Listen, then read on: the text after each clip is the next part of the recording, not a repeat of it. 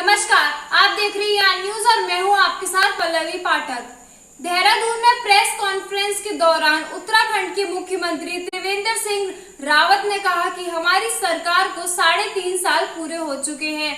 चुनाव के दौरान हमने जनता से जितने भी वादे किए थे उसमें से 80% तक वादे पूरे हो चुके हैं। शुक्रवार को अपनी सरकार के 3.5 साल पूरे होने के उपलक्ष्य पर मुख्यमंत्री त्रिवेंद्र सिंह रावत ने वर्चुअल प्रेस कॉन्फ्रेंस की।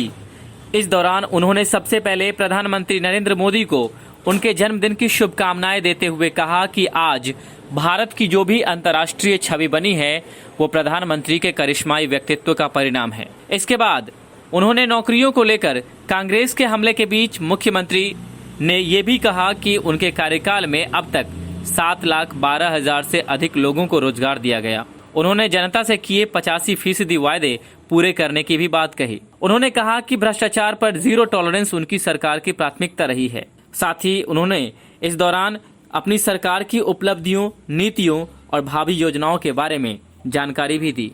सरकार के 3.5 वर्ष पूरे हो रहे हैं और इन 3 वर्षों में हमने प्रदेश की जनता से वायदा किया था कि राज्य सरकार अपने जो वायदे हमने प्रदेश की जनता से किए, जो काम हम कर रहे हैं, हम पूर्ण पारदर्शिता के साथ उसका हिसाब किताब ये जनता को देंगे। इन 3.5 वर्षों में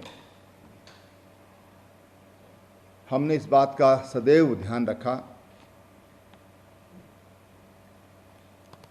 कि राज्य में भ्रष्टाचार पर हम जीरो टॉलरेंस की नीति रखेंगे।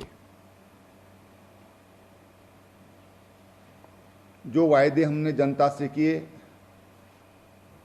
उन वायदों को लेकर के और हम जनता को उसका हिसाब देंगे।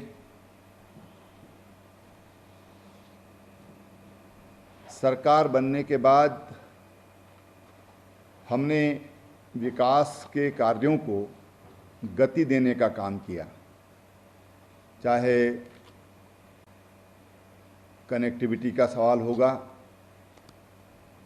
किसानों से संबंधित सवाल होंगे, युवाओं से संबंधित होंगे, महिलाओं से संबंधित होंगे।